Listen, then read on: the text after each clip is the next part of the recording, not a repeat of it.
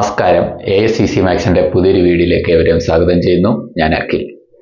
നമ്മൾ കഴിഞ്ഞ ദിവസം നടന്ന ഡിഗ്രി പ്രിലിംസ് സ്റ്റേജ് 2 2025 ഡിഗ്രി പ്രിലിംസിന്റെ സ്റ്റേജ് 2 ക്വസ്റ്റ്യൻസ് ആണ് വർക്കൗട്ട് ചെയ്യാൻ പോകുന്നത്. Maths questions. അതിനകത്ത് ആദ്യത്തെ ചോദ്യം, ഓക്കെ, x-4, x-2, x എന്നിവ അഭാജ്യസംഖ്യകളാണെങ്കിൽ x+2 എന്നത്, കുറെ ഓപ്ഷൻസ് താഴോട്ട് കിടപ്പുണ്ട്, നമുക്ക് പതുക്കെ വായിക്കാം. ഒരു അഭാജ്യസംഖ്യയാണ്, അങ്ങനെ എന്തൊക്കെയോ പറയുന്നുണ്ട്, നമുക്ക് നോക്കാം. x-4, x-2, x എന്നിവ അഭാജ്യസംഖ്യകളാണ് തന്നിട്ടുണ്ട്. നിങ്ങളൊന്ന് ചിന്തിച്ചു നോക്ക്. x-4 പിന്നെ അടുത്തത് x-2 ആണ്. ഇതിനോടൊപ്പം 2 കൂട്ടുന്നതായത് ശരിയല്ലേ? x-4നോടൊപ്പം ഒരു 2 ആഡ് ചെയ്താൽ നിങ്ങൾക്ക് -4+2 എന്ന് പറഞ്ഞാൽ x-2 എന്ന് വരും. -4+2 x-2. ഇതിനോടൊപ്പം ഒരു 2 കൂട്ടിയതായത്.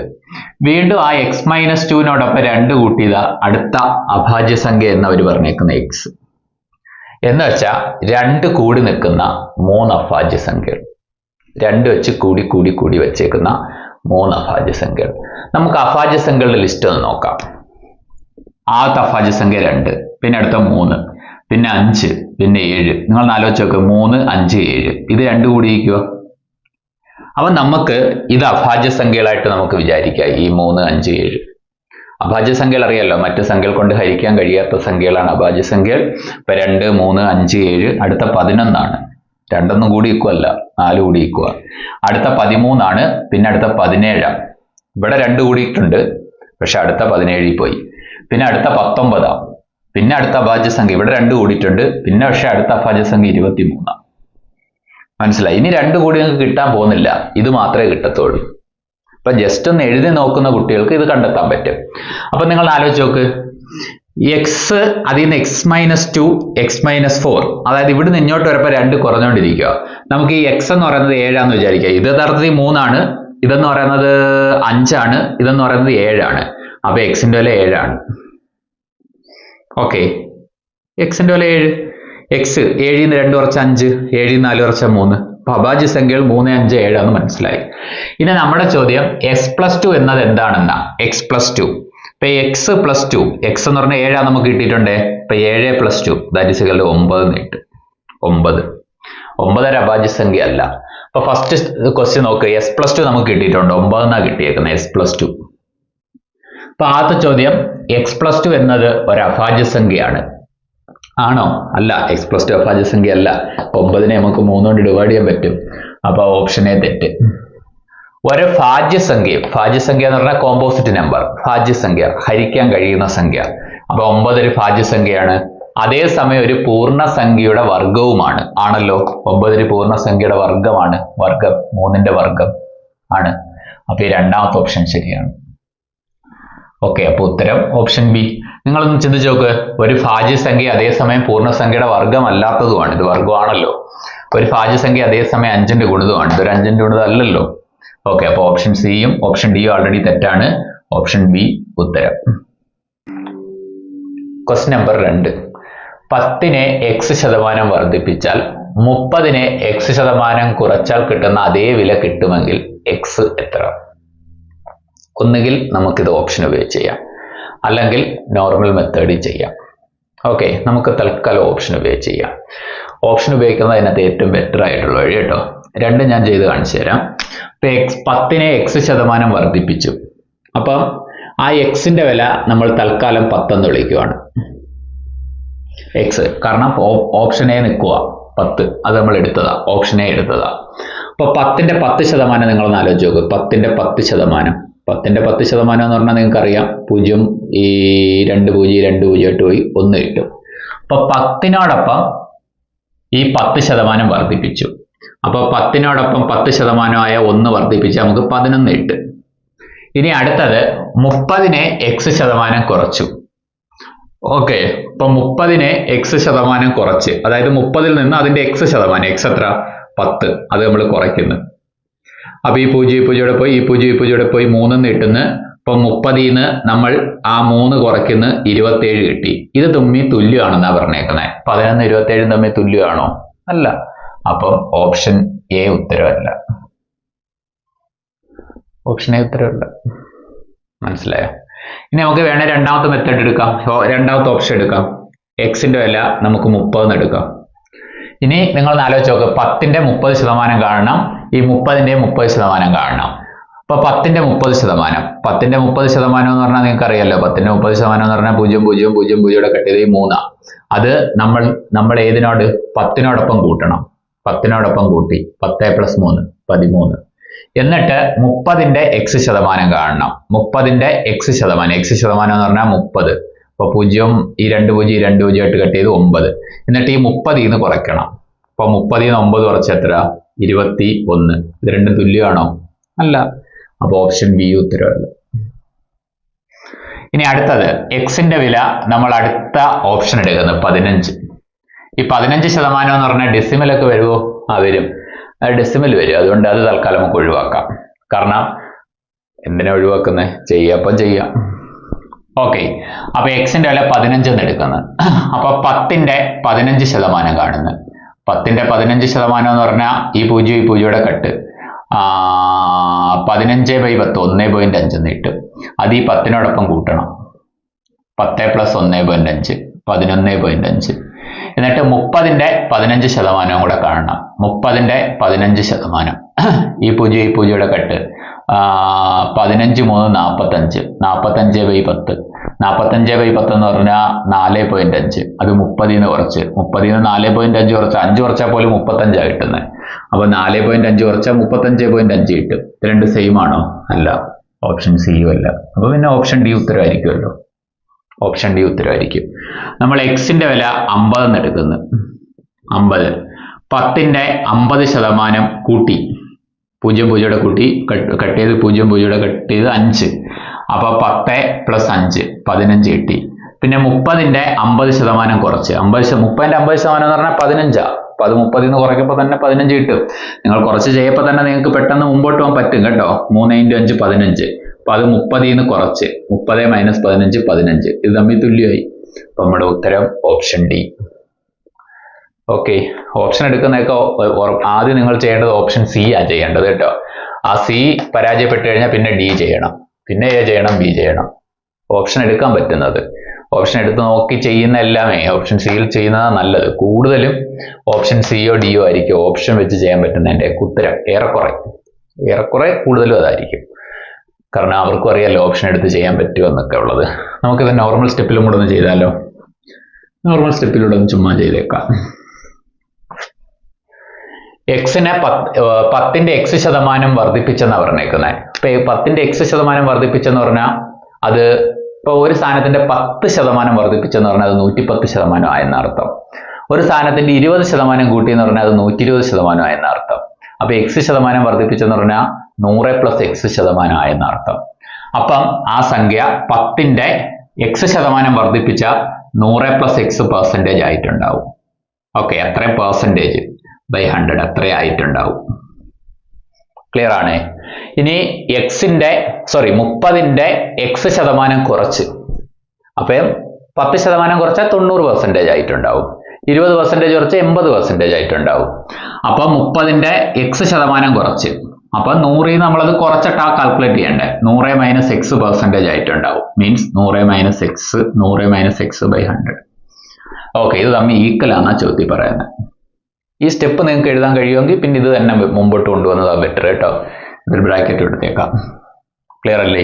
ഈ 100ഉം ഈ 100യുടെ കട്ട്, ഈ ഒരു 0ഉം ഈ ഒരു 0യുടെ കട്ട്. ഓക്കെ, ഒന്നുകൊണ്ട് ഇതിനെ മൾട്ടിപ്ലൈ ചെയ്താൽ അത് തന്നെ കിട്ടും. 100 + x. ഈ 3 കൊണ്ട് അകത്ത് കയറി ഇതിനെ മൾട്ടിപ്ലൈ ചെയ്യണം. അപ്പൊ 300 - 3x.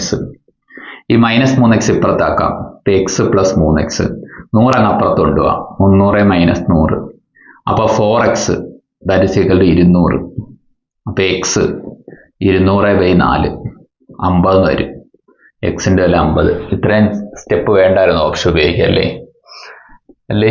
അല്ല, ഇത്രയും സ്റ്റെപ്പ് അല്ല, ഇതിൽ കൂടുതൽ സമയം എടുത്ത് ഓപ്ഷൻ ഉപയോഗിക്കാൻ. ഇത് നോർമൽ സ്റ്റെപ്പ്. അപ്പൊ അതായിരിക്കും നല്ലത്. ഓക്കെ, അപ്പൊ രണ്ടാമത്തെ ക്വസ്റ്റ്യൻ കഴിഞ്ഞു. മൂന്നാമത്തെ ചോദ്യം. ഒരു കാറിന്റെ ചക്രത്തിന്റെ വ്യാസം 77 സെന്റിമീറ്റർ ആണ്. ഓക്കെ, 1000 പ്രാവശ്യം കറങ്ങുമ്പോൾ കാർ എത്ര മീറ്റർ ദൂരം നീങ്ങിയിരിക്കണം? ഇതാണ് ക്വസ്റ്റ്യൻ. ഒരു കാറിന്റെ ചക്രത്തിന്റെ വ്യാസം 77 സെന്റിമീറ്റർ ആണ്. ആ ചക്രം 1000 പ്രാവശ്യം കറങ്ങുമ്പോൾ കാർ എത്ര മീറ്റർ ദൂരം പോകും? നിങ്ങൾ ആലോചിച്ച് നോക്കുക. ഒരു കാറിന്റെ ചക്രത്തിന്റെ വ്യാസം 77 ആണ്. അവിടെ ഇരിക്കട്ടെ. ഒരു ചക്രം ഒരു തവണ കറങ്ങുമ്പോൾ അത് സഞ്ചരിക്കുന്ന ദൂരം എന്ന് പറയുന്നത് അതിന്റെ ചുറ്റളവായിരിക്കും. അപ്പൊ സർക്കിളിന്റെ ചക്രം എന്ന് പറഞ്ഞാൽ സർക്കിൾ ആണല്ലോ, അതിന്റെ ചുറ്റളവ് എന്ന് പറഞ്ഞാൽ 2πr ആണ്.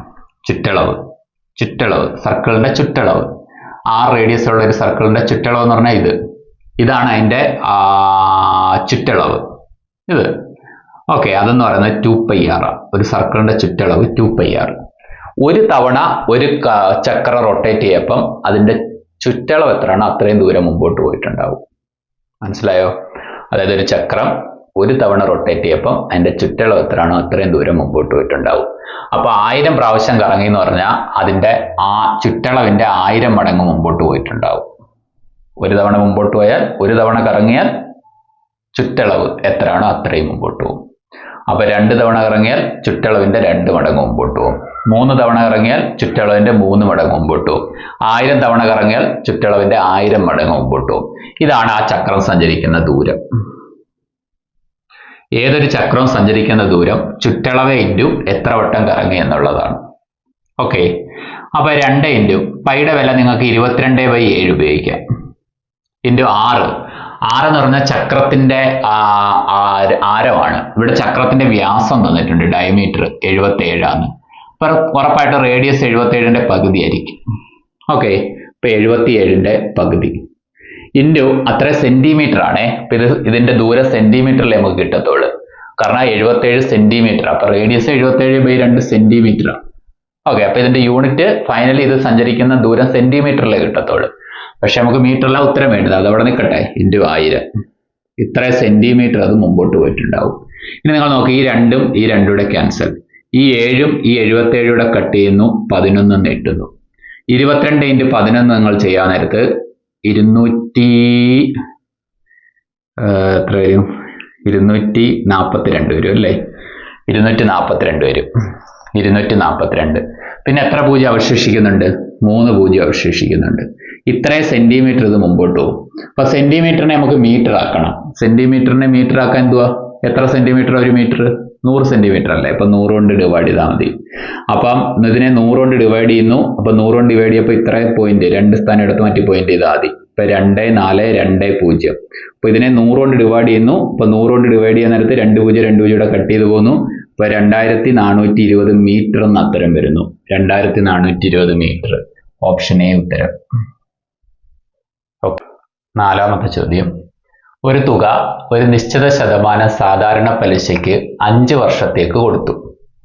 2% കൂടുതൽ പലിശയ്ക്ക് കൊടുത്തിരുന്നെങ്കിൽ 5000 രൂപ കൂടുതൽ കിട്ടുമായിരുന്നു എങ്കിൽ നിക്ഷേപ തുക എത്ര? ഇത്രയേ ഉള്ളൂ, വളരെ സിമ്പിളാണ്. നിങ്ങളൊന്ന് ആലോചിച്ച് നോക്കണം.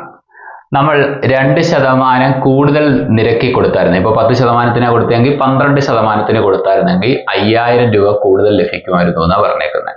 എന്ന് വെച്ചാൽ ഓരോ വർഷവും 2% വെച്ച് അധികം കിട്ടിയായിരുന്നെങ്കിൽ, പ്രിൻസിപ്പൽ എമൗണ്ടിന്റെ ഓരോ വർഷവും 2% വെച്ച് അധികം കിട്ടിയായിരുന്നെങ്കിൽ, അപ്പം പ്രിൻസിപ്പൽ എമൗണ്ടിന്റെ ഓരോ വർഷവും 2% വെച്ച് അധികം കിട്ടുമായിരുന്നെങ്കിൽ പ്രിൻസിപ്പൽ എമൗണ്ടിന്റെ 2% കൂടെ നമുക്ക് പലിശ ലഭിക്കും. പ്രിൻസിപ്പൽ എമൗണ്ടിന്റെ 2% കൂടെ നമുക്ക് പലിശ ലഭിക്കും. ശരിയല്ലേ? ഒന്ന് ആലോചിച്ച് നോക്ക്. അപ്പോൾ പ്രിൻസിപ്പൽ എമൗണ്ട് 2% കൂടെ നമുക്ക് അധികം കിട്ടും. അങ്ങനെ എത്ര വർഷം അധികം കിട്ടും? എത്ര വർഷം? പ്രിൻസിപ്പൽ എമൗണ്ട് 2% നമുക്ക് ഓരോ വർഷം അധികം കിട്ടും. 2% കൂട്ടി കൊടുത്തായിരുന്നേ. അങ്ങനെ എത്ര വർഷം? 5 വർഷത്തേക്കാണ് കൊടുത്തത്. അപ്പൊ 5 വർഷം നമുക്കത് കിട്ടും, അധികം കിട്ടും. അധികം പ്രിൻസിപ്പൽ എമൗണ്ട് 2% നമുക്ക് എമൗണ്ട് എത്രയാണോ അത് അധികം കിട്ടും. ക്ലിയർ ആണേ? 1-ാം വർഷം പ്രിൻസിപ്പൽ എമൗണ്ടിന് 2% കിട്ടും.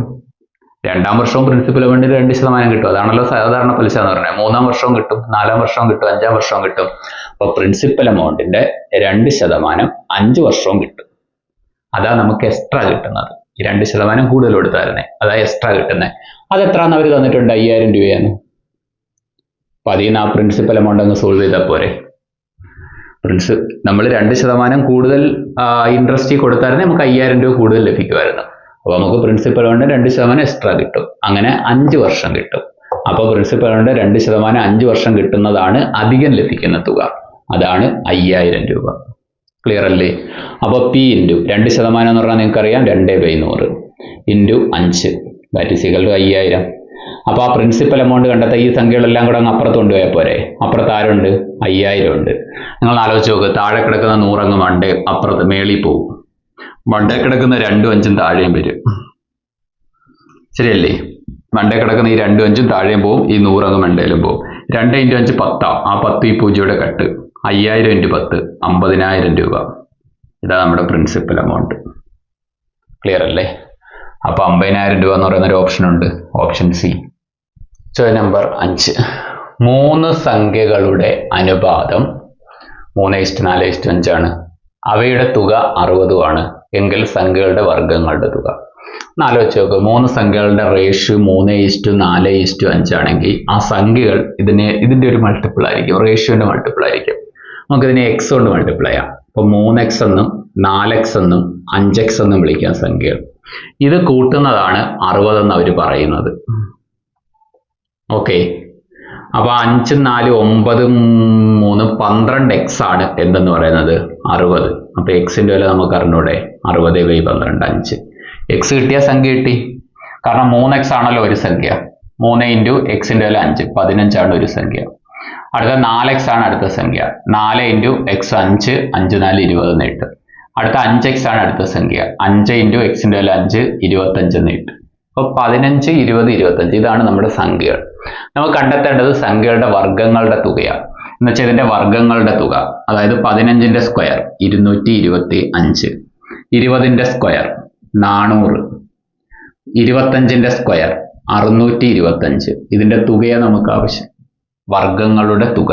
അപ്പൊ ഇതെല്ലാം കൂടെ കൂട്ടാം. 5 5 10 1, 2 2 4 1 5, 6 4 10 2 12, 1250. അങ്ങനെ ഒരു ഓപ്ഷൻ ഉണ്ടോ എന്ന് മാത്രമേ ഇനി അന്വേഷിച്ച് പോയാൽ ആദ്യമുണ്ട്. Option A.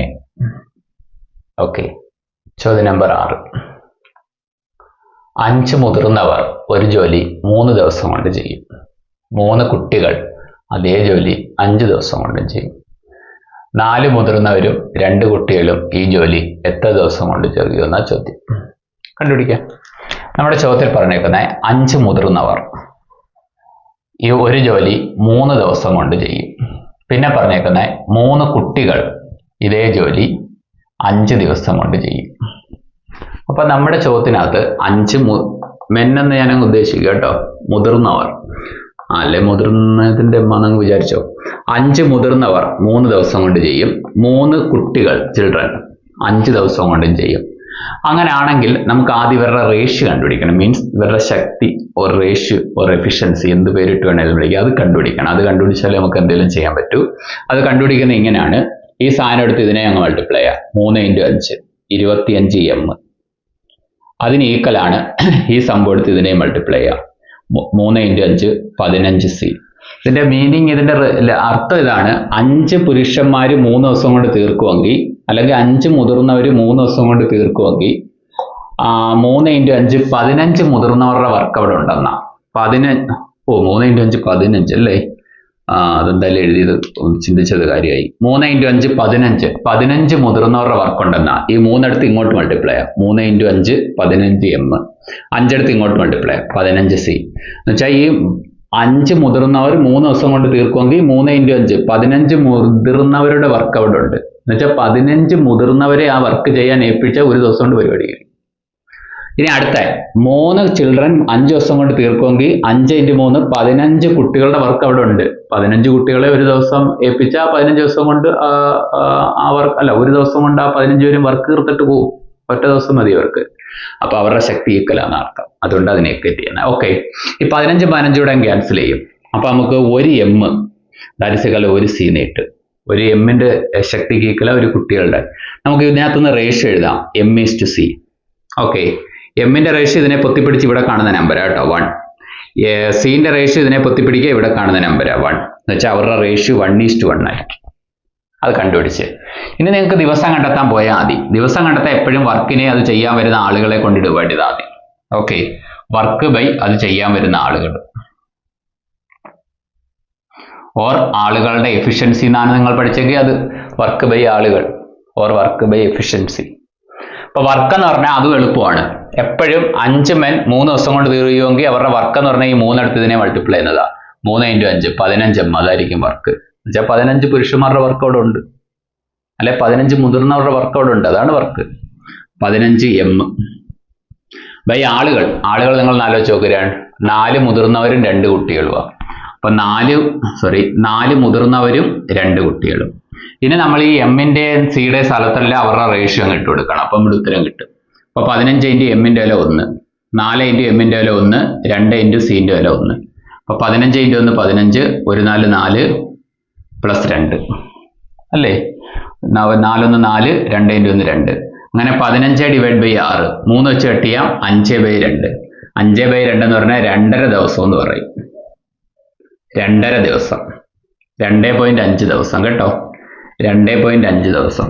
നിർഭാഗ്യവശാൽ അങ്ങനെ ഒരു ഓപ്ഷൻ ഇല്ല, എല്ലാം പെർഫെക്റ്റ് നമ്പറാണ്. ഇപ്പൊ 2.5 ദിവസം എടുത്ത് എന്ന് വെച്ചാൽ 2 ദിവസം എടുത്ത് 3-ാമത്തെ ദിവസത്തിന്റെ പകുതി എടുത്ത്, 3-ാമത്തെ ദിവസത്തിന്റെ പകുതി എടുത്ത് എന്നാലേ വർക്ക് തീർന്നിട്ടുള്ളൂ. അപ്പൊ വേണമെങ്കിൽ കറുപ്പിക്കാം, 3 ദിവസം ഒന്ന് വേണമെങ്കിൽ കറുപ്പിക്കാം, വേണമെങ്കിൽ.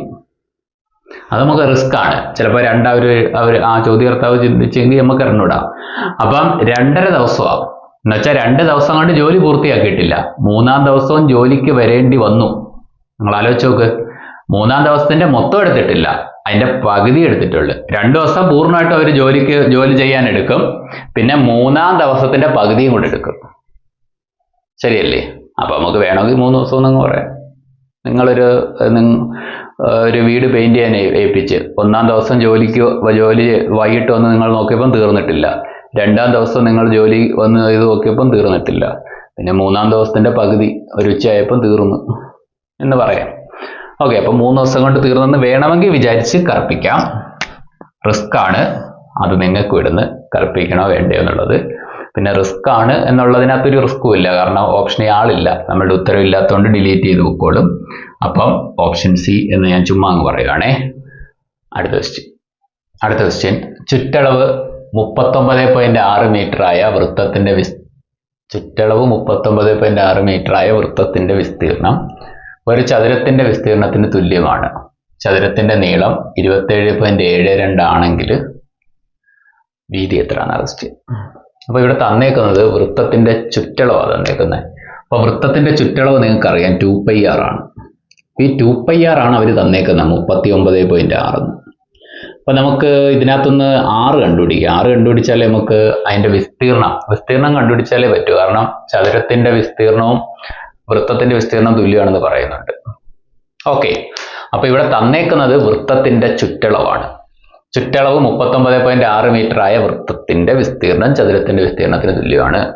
അപ്പോൾ നിങ്ങൾ 2πr ആണ് വൃത്തത്തിന്റെ വിസ്തീർണം, അത് 39.6. അപ്പൊ അതിൽ നിന്ന് 6 നമുക്ക് കണ്ടെത്താം. 39.6 ഡിവൈഡ് ബൈ 2π എന്ന് എഴുതാം. 2π. ഓക്കെ, ക്ലിയർ അല്ലേ? നിങ്ങൾക്ക് വേണമെങ്കിൽ ഡെസിമൽ ഒരു ബുദ്ധിമുട്ടായിട്ട് ഫീൽ ചെയ്യുവാണെങ്കിൽ മേളിലും താഴെ ഒരു 10 കൊണ്ട് മൾട്ടിപ്ലൈ ചെയ്യാം. അപ്പൊ 396 ഡിവൈഡഡ് ബൈ 20π എന്ന് എഴുതാം. ഇതാ നമ്മുടെ 6 എന്ന് പറയുന്നത്, 6. അങ്ങനെയാണ് ഇനി ഒന്ന് ചിന്തിച്ച് നോക്ക്. ചതുരത്തിന്റെ ഇനി പറഞ്ഞേക്കുന്ന ചതുരത്തിന്റെ പരപ്പളവും വൃത്തത്തിന്റെ പരപ്പളവും തുല്യമാണെന്നാ. അപ്പൊ ചതുരത്തിന്റെ പരപ്പളവ് എന്ന് പറഞ്ഞാൽ LB, നീളം ഗുണം വീതിയാണ്. വൃത്തത്തിന്റെ പരപ്പളവ് എന്ന് പറഞ്ഞാൽ πr² ആണ്. ഇത് തുല്യമാണെന്നാ അവർ പറഞ്ഞേക്കുന്നത്. ക്ലിയർ ആണോ? ഇനി അടുത്ത പോയിന്റ്, ഇവിടെ L എന്ന് പറയുന്നത് നീളം തന്നിട്ടുണ്ട് 27.72 നീളം.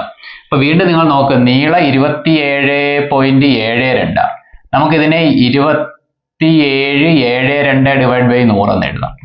ചുമ്മാ ഡെസിമൽ അങ്ങ് പോട്ടെ, അപ്പൊ ഒരു ബാധ്യത ഒഴിവാക്കി കിട്ടുമല്ലോ. അപ്പൊ നമുക്ക് ഇതിനകത്തോട്ട് ഇട്ടുകൊടുത്ത് വീതി കണ്ടെത്താം. L എന്ന് പറഞ്ഞാൽ 27.72 ഡിവൈഡ് ബൈ 100 എന്ന് എഴുതാം. Into B, that is equal to π into r². R എന്ന് പറഞ്ഞാൽ 396/20π. 396 ഡിവൈഡ് ബൈ 20π.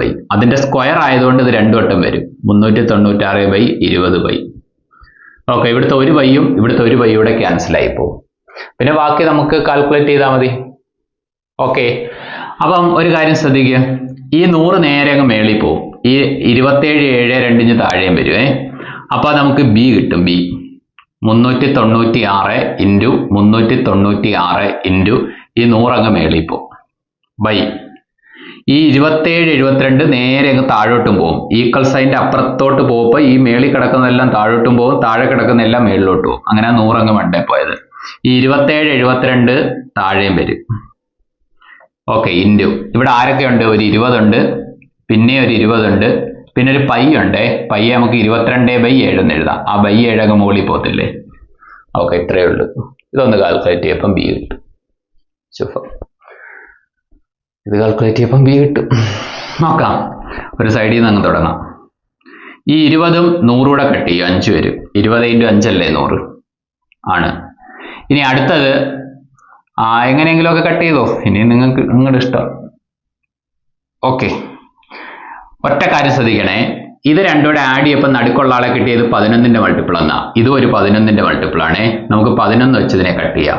അതായത് ഇത് രണ്ടും കൂടെ ആഡ് ചെയ്യപ്പോൾ നടുക്കുള്ള ആളാണെങ്കിൽ, ഒരു 3 അക്ക സംഖ്യയിൽ ആദ്യത്തെ അവസാനത്തോടെ ആഡ് ചെയ്യപ്പോൾ നടുക്കുള്ളതാണെങ്കിൽ അത് 11ന്റെ മൾട്ടിപ്പിളാണ്. 11നെ 36 കൊണ്ട് മൾട്ടിപ്പിൾ ആയപ്പോഴായിരിക്കും 396 കിട്ടുന്നത്. ഈ 27 72 11ന്റെ മൾട്ടിപ്പിളാണ് കേട്ടോ. ഓക്കെ, 27 72 നമുക്ക് 11 കൊണ്ട് ഡിവൈഡ് ചെയ്യാം. 2 11 22, 5 7, 11 5 55, 2 2 അല്ലേ? 11 2 22, 0 252 എന്ന് കിട്ടും. ഇത്രയും ക്ലിയർ അല്ലേ? ഈ 396നെ 22നെ 11 വെച്ച് കട്ട് ചെയ്യാം. ഇതിനെ 11 ആയിട്ട് ഡിവൈഡ് ചെയ്താൽ 36, 22നെ 11 ആയിട്ട് ഡിവൈഡ് ചെയ്താൽ 2. ഇത്ര ഓക്കെ അല്ലേ? ഇനി അടുത്തത് 7 3 21 42. ഈ 7ഉം 252 കൂടെ കട്ട് ചെയ്യാം. 252-നകത്ത് എത്ര 7 പോവും നോക്കിക്കോ.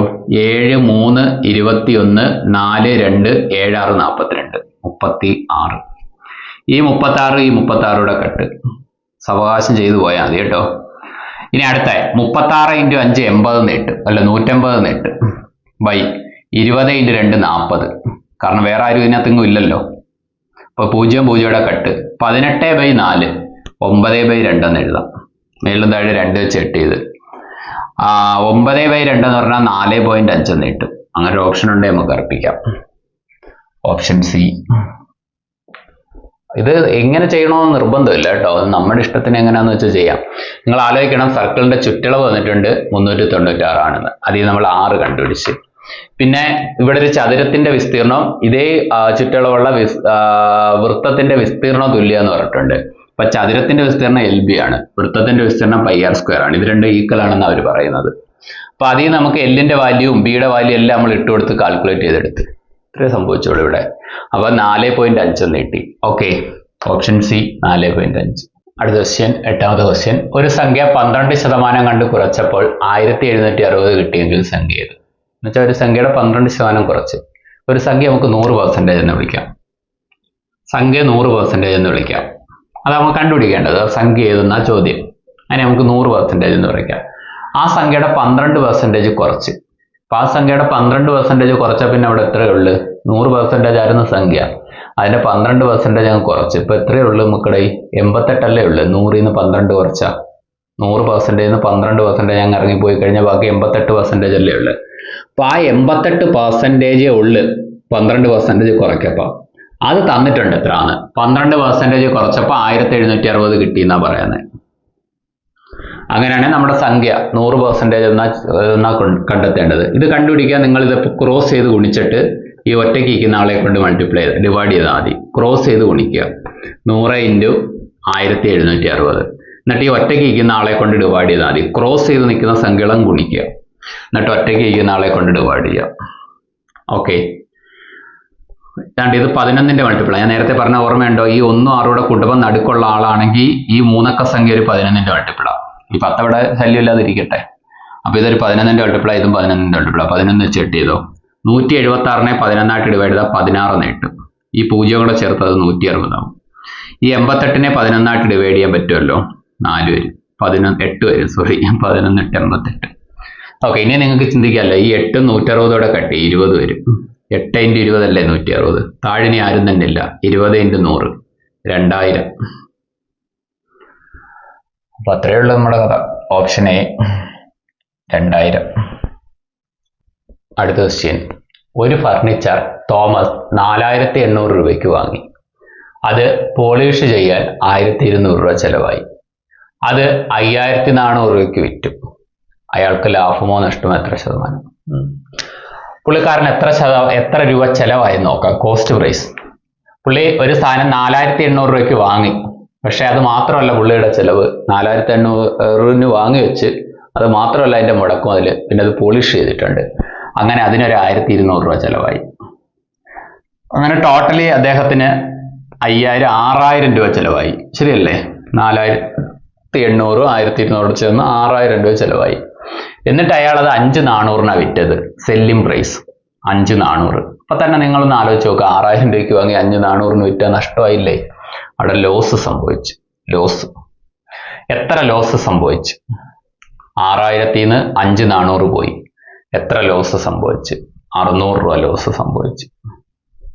600 രൂപ ലോസ്. അപ്പൊ ലോസ് പെർസെൻറ്റേജ് എത്ര? ലോസ് പെർസെൻറ്റേജ്, ലോസിന്റെ ശതമാനം കണ്ടെത്താൻ loss by cost price into 100 ആണ്. ഇവിടെ ലോസ് എത്രയാന്ന് വെച്ചാൽ 600 ബൈ കോസ്റ്റ് പ്രൈസ് എത്രയാന്ന് വെച്ചാൽ 6000 ഇൻറ്റു 100. ഈ 2 പൂജ്യം കട്ട് ചെയ്തു. ഈ പൂജ്യം കട്ട് 60/6 10% ലോസ്. ഓക്കെ, 10% ലോസ് കേട്ടോ. അപ്പം ഒരു കാര്യം ശ്രദ്ധിക്കണം. ഇനി ഞാൻ ഓപ്ഷൻ എഴുതിയത് തെറ്റാണെന്ന് എനിക്ക് അറിഞ്ഞൂടാ. ഓപ്ഷൻ എഴുതിയത് തെറ്റാണെങ്കിൽ ഇവിടെ ചിലപ്പം 10% നഷ്ടമെന്നായിരിക്കും കേട്ടോ. അങ്ങനെ ആവാൻ സാധ്യതയില്ല. ഇപ്പൊ ഓപ്ഷന് ഉത്തരവില്ല. അപ്പൊ 10% നഷ്ടം. അതാ നമ്മുടെ ഉത്തരം കേട്ടോ. 10% നഷ്ടം. നേരെ മറിച്ച് അതൊന്ന് ചെക്ക് ചെയ്തേക്കട്ടെ.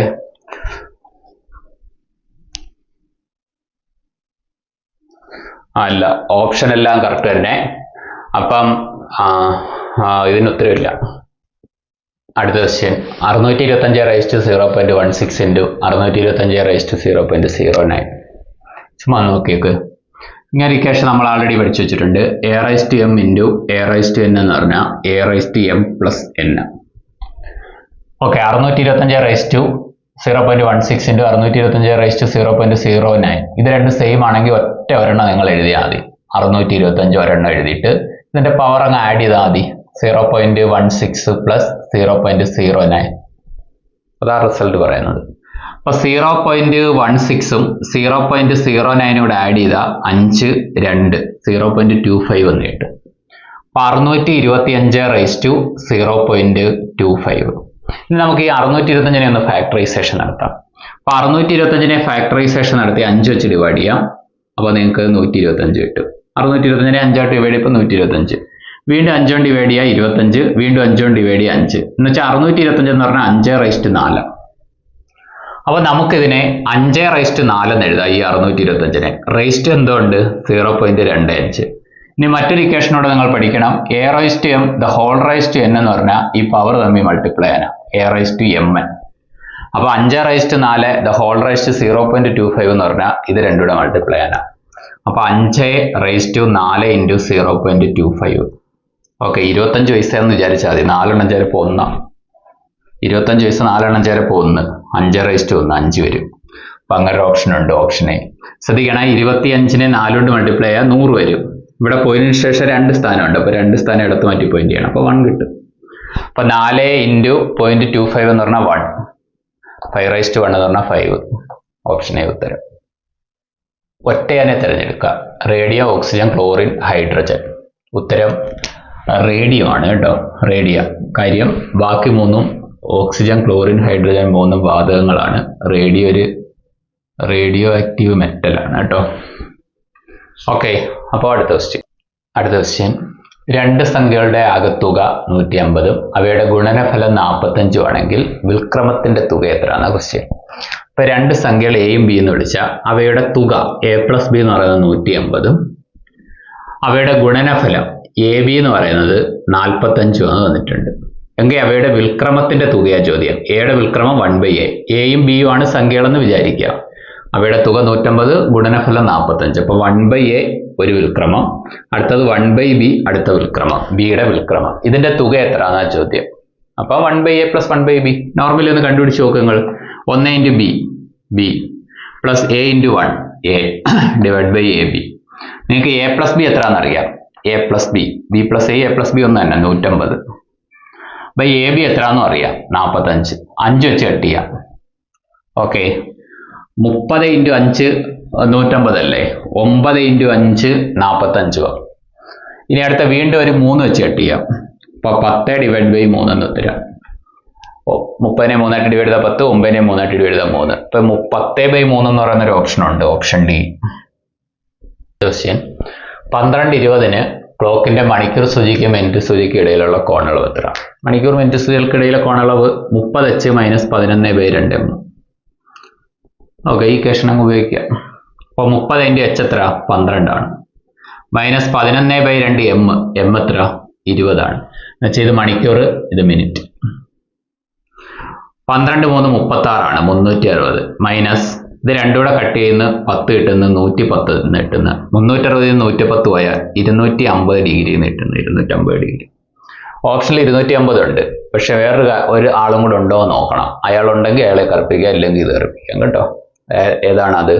എപ്പോഴും മണിക്കൂർ മിനിറ്റ് സൂചികൾക്കിടയിലെ കോണളവ് 180 മാക്സിമം വരാം. അത് ഈ താഴായിട്ടാണ് നമ്മൾ പൊതുവെ PSC ഉത്തര സൂചികയിൽ കൊടുക്കപ്പെടുന്നത്. അപ്പോൾ 180 താഴെ നിൽക്കുന്നത് ആവണം നമ്മുടെ ഉത്തരം. മണിക്കൂർ മിനിറ്റ് സൂചികൾക്കിടയിലെ കോണളവ് ചോദിക്കപ്പോഴേ അപ്പൊ 180 താഴെ അല്ലല്ലോ ഇത്. അപ്പൊ അങ്ങനെയുള്ള സാഹചര്യത്തിൽ 360 ജസ്റ്റ് ഒന്ന് കുറച്ചാൽ മതി. 360 ഈ 250 കുറച്ചാൽ 011 110 കിട്ടും. അപ്പൊ മണിക്കൂർ മിനിറ്റ് സൂചികൾക്കിടയിലുള്ള കോണളവ് 110. അങ്ങനെ ഒരു ഓപ്ഷൻ ഉണ്ടോ നോക്കണം. അപ്പോൾ നിങ്ങൾ ഈ ഇക്വേഷൻ ഉപയോഗിക്കുന്ന 360 കൂടുതലായിട്ട് വരുന്നു. 360 കൂടുതലായിട്ട് വന്നു കഴിഞ്ഞാൽ നിങ്ങൾ 360 അത് കുറയ്ക്കണം. സോറി, ഈ ഇക്വേഷൻ ഉപയോഗിക്കുന്നു 250, 180 കൂടുതലായിട്ട് വരുന്നു. 180 കൂടുതലായിട്ട് വന്നു കഴിഞ്ഞാൽ നിങ്ങൾ അത് 360 കുറയ്ക്കണം. അപ്പോൾ 360 കുറയ്ക്കുമ്പോൾ 110 ഓപ്ഷനിലുണ്ടോ നോക്കണം. ഉണ്ടെങ്കിൽ അത് കറുപ്പിക്കണം. ഇതില്ലായിരുന്നു ഇത് കറുപ്പിക്കായിരുന്നു കേട്ടോ. ഇതില്ലായിരുന്നുവെങ്കിൽ ഇത് കറുപ്പിക്കാം. അപ്പോൾ ഉത്തരം 110.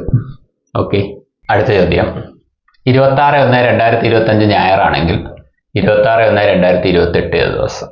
ഒരേ ഡേറ്റ്, ഒരേ മാസം, വർഷം മാത്രം വ്യത്യസ്തം. അപ്പൊ നിങ്ങൾ ചെയ്യേണ്ടത് ഇതാണ്. നമുക്ക് തന്നേക്കുന്നത് എന്തോ തന്നേക്കുന്നേ 2025 ജനുവരി 26 തന്നിട്ടുണ്ട്. സൺഡേ ആണെന്ന് തന്നിട്ടുണ്ട്. നമുക്ക് കണ്ടെത്തേണ്ടത് 2028 ജനുവരി തന്നെ 26 കണ്ടുപിടിക്കണം. അത്രയേ ഉള്ളൂ. മാസം ഡേറ്റ് സെയിം ആണ്. 1-ാം മാസം 26-ാം തീയതി, 1-ാം മാസം 26-ാം തീയതി. അപ്പൊ വർഷങ്ങളുടെ വ്യത്യാസമാണെങ്കിൽ നിങ്ങൾ വർഷങ്ങളുടെ വ്യത്യാസം എടുക്കണം. വർഷം വ്യത്യാസമാണെങ്കിൽ മാസം ഡേറ്റ് സെയിം ആണ് എങ്കിൽ വർഷങ്ങളുടെ വ്യത്യാസം എടുക്കണം. ഇപ്പൊ 2028 2025 പോയാൽ 3. എന്നിട്ട് ശ്രദ്ധിച്ചായിട്ട് വേണം 2025 ജനുവരി 26 തൊട്ട് 2028 ജനുവരി 26 വരെ എത്ര ഫെബ്രുവരി 29 വരുമോ നോക്കണം. 2025 ജനുവരി 26 തൊട്ട് 2028 ജനുവരി 26 വരെ എത്ര ഫെബ്രുവരി 29 വരുമോ നോക്കണം. വല്ലവരും വരുമോ? 2025 സാധനമില്ല, 26 സാധനമില്ല, 27 സാധനമില്ല. 2028 ഫെബ്രുവരി 29 വരും. ലീപ്പ് ഇയറാ. ലാസ്റ്റ് 2 ഡേറ്റ് 4 മൾട്ടിപ്പിൾ ആണെങ്കിൽ ലീപ്പ് ഇയറാ, ഫെബ്രുവരി 29 വരും. പക്ഷെ നിങ്ങളൊരു കാര്യം മനസ്സിലാക്കണം, 2028 ജനുവരി 26 വരെ നോക്കപ്പം വരുമോ? ഈ തീയതി വരെ നോക്കപ്പം വരുമോ? ഇല്ല. അപ്പൊ 3 മാത്രമേ പറ്റൂ. ഉണ്ടെങ്കിൽ അതുകൂടെ ആഡ് ചെയ്യണമായിരുന്നു. 3 + 1 4 എടുക്കാമായിരുന്നു. ഈ തീയതിക്ക് അകത്ത് ഫെബ്രുവരി 29 ഉണ്ടായിരുന്നെങ്കിൽ. പക്ഷെ നിർഭാഗ്യവശ ഇല്ല. ഇല്ലാത്തതുകൊണ്ട് ഈ 3 നിങ്ങൾ ഈ സൺഡേയോടൊപ്പം ആഡ് ചെയ്താൽ മാത്രം മതി. ഞായറിനോടൊപ്പം 3 കൂട്ടിയാൽ തിങ്കൾ, ചൊവ്വ, ബുധൻ.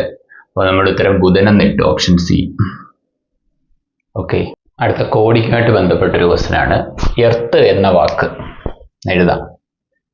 എർത്ത്, അതിനെ നമുക്ക് FCUXM അങ്ങനെ എഴുതാമെങ്കിൽ സ്പൂൺ അതിനെ എങ്ങനെ എഴുതാമെന്നാണ് ചോദ്യം.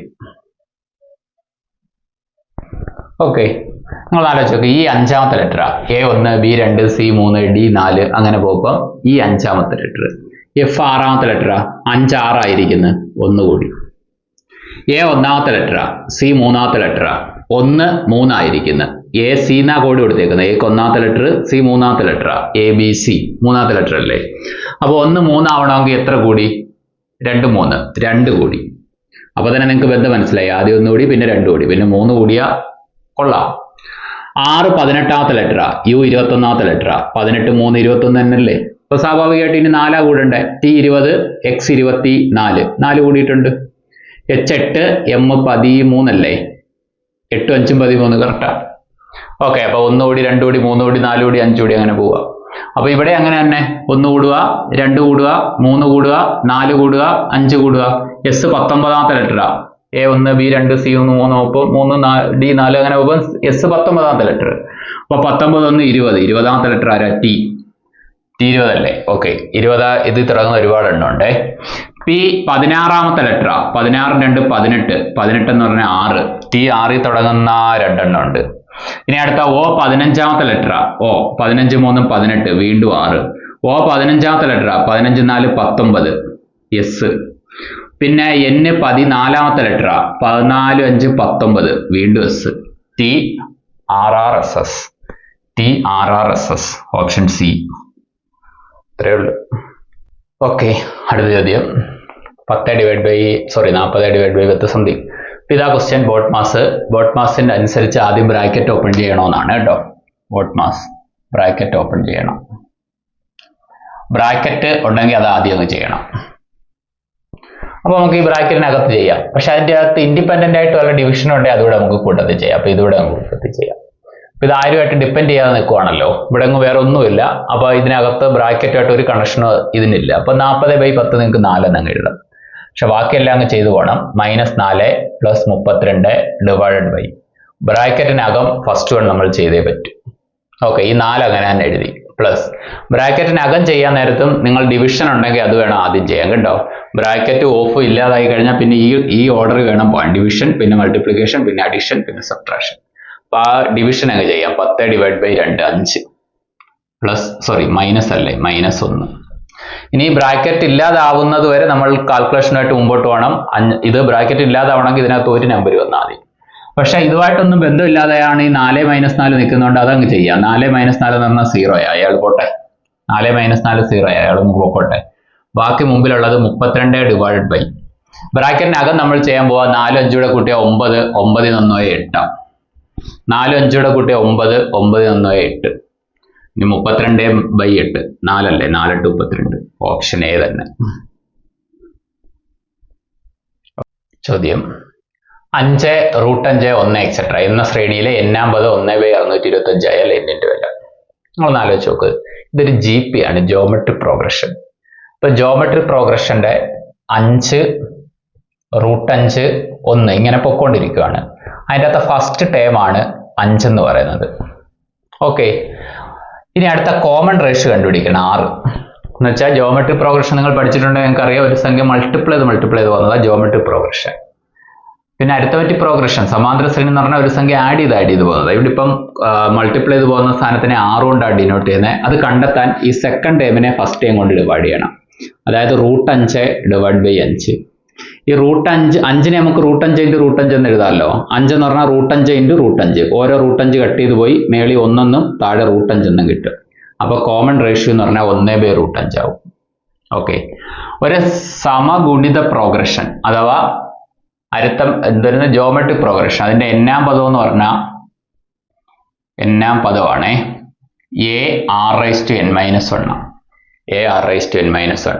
ആ AR⁻n - 1 അവർ 625 1/625 എന്ന് തന്നേക്കുന്നത്. ക്ലിയർ അല്ലേ? അപ്പൊ ഇവിടെ A എന്ന് പറഞ്ഞാൽ നിങ്ങൾ ആലോചിച്ച് നോക്ക്. A ഫസ്റ്റ് ടൈം 5 ഇൻറ്റു n-ാം പദം അതാണ് തന്നിട്ടുണ്ട്. n നമുക്ക് കണ്ടുപിടിക്കണ്ടേ. അപ്പം n-ാം പദം എന്ന് പറഞ്ഞാൽ എന്തുവാ? AR⁻n - 1. എയുടെ സ്ഥാനത്ത് 5 എഴുതി. 6 എന്ന് പറഞ്ഞാൽ നിങ്ങൾ നോക്കുവാണെങ്കിൽ 1/√5 the whole raised to n - 1.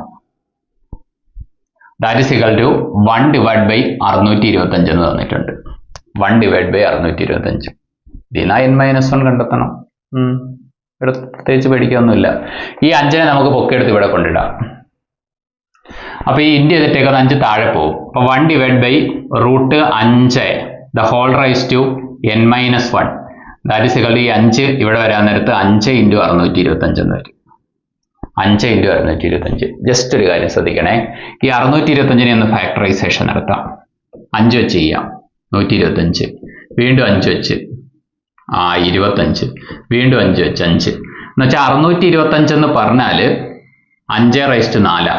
അപ്പൊ ഇവിടെ 5/4 ഈ 5 കൂടെ ചേർന്ന് 5/5 വരും. ഓക്കെ, 5/5. ഇനി ഞാൻ പറയാൻ പോകുന്നത് ശ്രദ്ധിച്ച് കേട്ടോണം.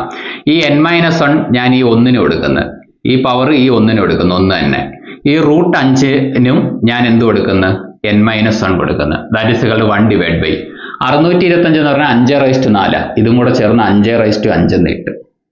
നിങ്ങൾക്ക് ഒരു സത്യം കൂടെ അറിയാം, 5 എന്ന് പറഞ്ഞാൽ യഥാർത്ഥത്തിൽ √5 സ്ക്വയറാ. 5 എന്ന് പറഞ്ഞാൽ √5 സ്ക്വയറാ. 5 എന്ന് പറഞ്ഞാൽ √5 സ്ക്വയറാ.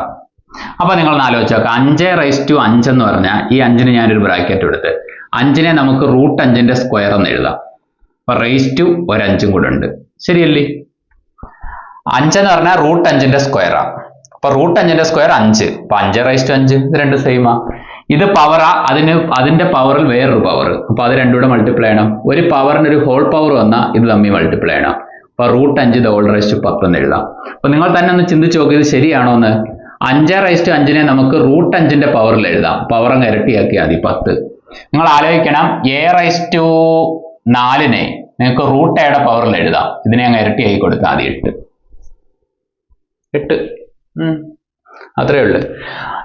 അങ്ങനാണെങ്കിൽ നിങ്ങളൊന്ന് ആലോചിച്ച് നോക്കണം, 1/√5⁻n−1 that is equal to 1/5⁵5. അതിനെ ഞാൻ √5⁻10 എന്ന് എഴുതുക. അപ്പൊ നിങ്ങളൊന്ന് ആലോചിച്ച് നോക്ക്, √5 പവർ n−1, ഇവിടെ √5 പവർ 10. അപ്പൊ ആ പവറുകൾ തമ്മിൽ ഈക്വൽ ആയിരിക്കും. അപ്പൊ നിങ്ങൾക്ക് n-1 എന്ന് പറയുന്നത് 10 ആണെന്നും n-ന്റെ വില 10 + 1 11 ആണെന്നും പറയാം. അപ്പൊ n എന്ന് പറഞ്ഞാൽ 11 എന്ന് കിട്ടും. ക്വസ്റ്റ്യൻ ഡയറക്ഷനായിട്ട് ബന്ധപ്പെട്ട ക്വസ്റ്റ്യനാ. നമ്മൾ ഈശ്വരൻ എന്നെഴുതുക, ESWN. ഈശ്വരന്റെ സ്പെല്ലിംഗ് ഓർത്താൽ മതി കേട്ടോ. E എന്ന് പറഞ്ഞാൽ ഈസ്റ്റ്, S എന്ന് പറഞ്ഞാൽ സൗത്ത്, W എന്ന് പറഞ്ഞാൽ വെസ്റ്റ്, N എന്ന് പറഞ്ഞാൽ നോർത്ത്. ഈ മെത്തേഡ് കണ്ടിട്ടില്ലാത്തവർ പ്ലേലിസ്റ്റ് നോക്കുക, നമ്മുടെ ചാനലിന്റെ പ്ലേലിസ്റ്റ്. അതിൻ്റെ അകത്ത് ഡയറക്ഷൻ എന്ന് പറയുന്ന ഒരു പ്ലേലിസ്റ്റ് ഉണ്ട്, ചുമ്മാ എടുത്ത് കണ്ടോ. ഓക്കെ, പടം വരയ്ക്കാതെ നമുക്ക് ചെയ്യാൻ പറ്റും കേട്ടോ. അപ്പൊ അത് ഫുള്ള് കണ്ടാൽ സൂപ്പർ ആയിരിക്കും. 1, 2, 3 പാർട്ടുകളെല്ലാം കണ്ടാൽ കൊള്ളാം. അപ്പൊ നോക്കാം, രാജു കിഴക്ക് വശത്തേക്ക് 10 കിലോമീറ്റർ സഞ്ചരിച്ച്. അപ്പൊ കിഴക്കോട്ട് 10 കിലോമീറ്റർ, അപ്പൊ ഈസ്റ്റിന്റെ അവിടെ 10 എഴുതുക. അവിടെ നിന്നും വലത്ത് തിരിഞ്ഞ്, അപ്പൊ വലത്ത് തിരിഞ്ഞ് പറഞ്ഞാൽ ഈസ്റ്റിന്റെ വലത്ത് സൗത്താ, അപ്പൊ സൗത്തിലോട്ടാ പോകുന്നത്. 20 കിലോമീറ്റർ സഞ്ചരിച്ചു, അപ്പൊ ഇവിടോട്ട് 20. പിന്നെ ഇടത്തേക്ക് തിരിഞ്ഞ്, അപ്പൊ സൗത്തിന്റെ ഇടത്തെന്ന് പറഞ്ഞാൽ ഇവിടെ വരും. 10 കിലോമീറ്റർ സഞ്ചരിച്ച്, അതിന്റെ താഴോട്ട് എഴുതുക. നേരത്തെ അവിടെ നമ്പർ കിടപ്പുണ്ട്, അതുകൊണ്ട് അതിന്റെ താഴോട്ട് എഴുതുക. ഒടുവിൽ വീണ്ടും ഇടത്തേക്ക് തിരിഞ്ഞ്, അപ്പൊ ഈസ്റ്റിന്റെ ഇടത്ത് ആരുമില്ല, അപ്പൊ ഈ നോർത്തിൽ വേണം എഴുതാൻ. ഇപ്പൊ നോർത്തിലോട്ട് 35 കിലോമീറ്റർ സഞ്ചരിച്ചു. ഓക്കെ, ഇത്രയാ പുള്ളിക്കാരൻ ടോട്ടലി സഞ്ചരിച്ചേക്കുന്നത്. ഇനി ആരംഭ സ്ഥാനത്തുനിന്ന് അവസാന സ്ഥലത്തേക്കുള്ള ഏറ്റവും കുറഞ്ഞ ദൂരം ചോദ്യം. അപ്പൊ നിങ്ങൾ ഇതിനെ ഒന്ന് ബാലൻസ് ചെയ്തെടുക്കുക. ആ ബാലൻസ് ചെയ്യാന്ന് പറഞ്ഞ ഒറ്റ സംഭവമുള്ളൂ, ഈസ്റ്റും വെസ്റ്റും എതിർദിശകൾ എടുക്കണം. അവ തമ്മിൽ കുറച്ചെഴുതുക. വെസ്റ്റിനകത്ത് ആളില്ല, അപ്പൊ വെസ്റ്റിനകത്ത് ആളില്ലാത്തത് കൊണ്ട് നമ്മൾ കൂടുതൽ കുറയ്ക്കാൻ നിൽക്കണമെന്നൊന്നുമില്ല. അത് ഇത് കൂട്ടി ഇവിടോട്ടങ്ങ് വെച്ചാൽ മതി, 20. ഓക്കെ, പിന്നെ സൗത്ത് നോർത്ത് എതിർദിശ അത് തമ്മിൽ കുറയ്ക്കുക. 35 20 തമ്മിൽ കുറച്ചാൽ 15 കിട്ടും. അത് കൂടുതലുള്ളിടത്ത് എഴുതുക. നോർത്ത് സൗത്ത് കൂടുതൽ 35 അല്ലേ, അവിടോട്ട് എഴുതുക 15. ഓക്കെ, അപ്പൊ നിങ്ങൾക്ക് ഇങ്ങനെ കുറയ്ക്കപ്പം ചിലപ്പോൾ ഒരു സംഖ്യ വരത്തുള്ളൂ. ക്ലാസ് നേരത്തെ ഫോളോ ചെയ്യുന്നവരാണ് നിങ്ങൾക്ക് അറിയാം, ഇല്ലെങ്കിൽ ഇത് ചിലപ്പോൾ ആദ്യമായിട്ട് കേൾക്കുമ്പോൾ ഒരു ഇറിറ്റേഷൻ ഫീൽ ചെയ്യും കേട്ടോ. അപ്പൊ നിങ്ങൾ നോക്കുക, ഒരു സംഖ്യ ഉള്ളെങ്കിൽ അതായിരുന്നു നമ്മുടെ ഉത്തരം. 20 മാത്രമേ ഉള്ളായിരുന്നു, 20 ഉത്തരമായിരുന്നു. 15 മാത്രമേ ഉള്ളെങ്കിൽ ആ 15 ഉത്തരം. ഇത് രണ്ടും കൂടെ വന്നാൽ ഇത് 2 ഉത്തരമല്ല. ആ ഉത്തരത്തിലോട്ട് എത്താൻ നിങ്ങളൊരു റൂട്ട് ഇട്ടിട്ട് ഇതിന്റെ സ്ക്വയർ പ്ലസ് ഇതിന്റെ സ്ക്വയർ അങ്ങ് എഴുതാൽ മതി. എപ്പോൾ 2 സംഖ്യകൾ വന്നാലും ഒരു റൂട്ട് ഇടുക, ഇതിന്റെ സ്ക്വയർ പ്ലസ് ഇതിന്റെ സ്ക്വയർ ആഡ് ചെയ്യുക. അതായത് 20ന്റെ സ്ക്വയർ പ്ലസ് 15ന്റെ സ്ക്വയർ. ഈ കാൽക്കുലേഷന് ഉത്തരവുണ്ട്. 20ന്റെ സ്ക്വയർ 400 ആണ്, 15ന്റെ സ്ക്വയർ 225 ആണ്. 400 പ്ലസ് 225 625 ആണ്. 625ന്റെ റൂട്ട് 25. Option B. രണ്ടാമത്തെ ക്വസ്റ്റ്യൻ. ഒരു ക്യൂവിൽ രമേഷിനേക്കാൾ 13 റാങ്ക് മുന്നിലാണ് സുമേഷ്. ഇതിൽ നിന്ന് 19ാം സ്ഥാനത്താണ് രമേഷ്. സുമേഷിനേക്കാൾ 5 റാങ്കുകൾ പിന്നിലാണ് രാജേഷ്. രാജേഷിനേക്കാൾ 8 റാങ്കും സുമേഷിനേക്കാൾ 3 റാങ്കും മുന്നിലാണ് ആര്യ. മുന്നിൽ നിന്ന് 39ാം സ്ഥാനത്താണ് ആര്യ. ക്യൂവിലാകെ 8 പേരുണ്ട്. നമുക്ക് നോക്കാം. ഇതൊരു ക്യൂ ആണേ. ഈ ക്യൂവിന്റെ മുൻഭാഗം ഇതാണ്. മുന്നിലോട്ട് ഇവിടെ കൗണ്ടറാന്ന് വിചാരിച്ചു. ഇവിടുന്ന് ഇങ്ങനെ പുറകോട്ട് ആൾക്കാർ നിൽക്കുക. ഏറ്റവും ബാക്കിൽ ആരോ നിൽപ്പുണ്ട്. ഫസ്റ്റ് സെന്റൻസ് വായിക്കാം.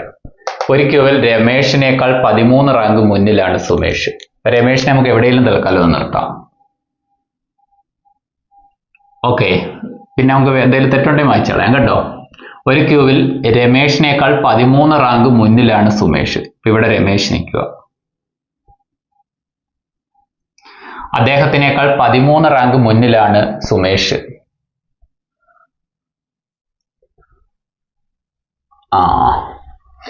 പിന്നിൽ നിന്ന് 19ാം സ്ഥാനക്കാരനാണ് രമേശ്. ഓക്കെ, പിന്നിൽ നിന്ന് 19ാം സ്ഥാനം, ഇത് വായിച്ചു കളയേണ്ട കാര്യമില്ല, എന്നാലും ഞാൻ പറയാം. പിന്നിൽ നിന്ന് 19ാം സ്ഥാനക്കാരനാണ്, 19ാമത് നിൽക്കുന്ന ആളാണ് രമേശ്. ആ സെന്റൻസ് നിങ്ങൾക്ക് ഓക്കെ അല്ലേ? പിന്നിൽ നിന്ന് 19ാമതാ എന്നുവെച്ചാൽ ഇവിടുന്ന് 19ാമത്തെ ആളാ രമേശ്. ഓക്കെ, ഇവിടുന്ന് 19ാമത് നിൽക്കുന്ന ആളാ രമേശ്. രമേശിനേക്കാൾ 13 റാങ്ക് മുന്നിലാണ് സുമേഷ്. രമേശിനേക്കാൾ 13 റാങ്ക് മുന്നിലാണ് സുമേഷ്. നിങ്ങൾ ആലോചിച്ച് നോക്കണം, ഇയാളെക്കാൾ 1 റാങ്ക് മുന്നിൽ നിൽക്കുന്ന ആള് 19 + 1 20ാമത് വരും. 2 റാങ്ക് മുന്നിൽ നിൽക്കുന്ന ആള് 19 + 2 21 വരും. അപ്പൊ 13 റാങ്ക് മുന്നിൽ നിൽക്കുന്ന ആള് 19 + 13 2 32 വരും. അതായത് പിന്നിൽ നിന്ന് നമ്മുടെ സുമേഷ് 32ാമതാണ്.